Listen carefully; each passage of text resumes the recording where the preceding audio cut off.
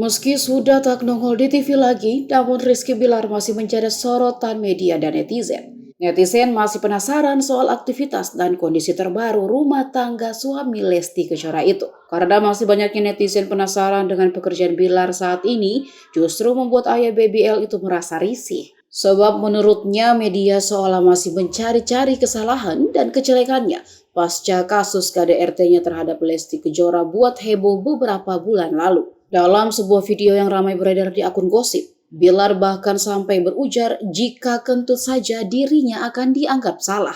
Video itu memperlihatkan Bilar sedang menonton pertandingan bola bersama Lesti di Jakarta. Namun kamera-kamera dari netizen seolah tidak mau ketinggalan info terbaru soal bapak satu anak itu. Bilar saat sadar direkam diam-diam dari belakang lalu nyeletuk agar tidak menyorot yang aneh-aneh. "Jangan nyorot yang aneh-aneh ya, kentut aja salah saya," katanya. Usai laporan yang dibuat Lesti Kejora ke Polres Metro Jakarta Selatan pada 28 September 2022, Rizky Bilar selalu menjadi sorotan tajam netizen. Namanya yang sempat meroket saat mulai dijodohkan netizen dengan Lesti Kejora dan kemudian menikahinya, tiba-tiba anjlok setelah sang istri melaporkan kekerasan yang dialami. Jangan kentik aneh-aneh ya. Enggak.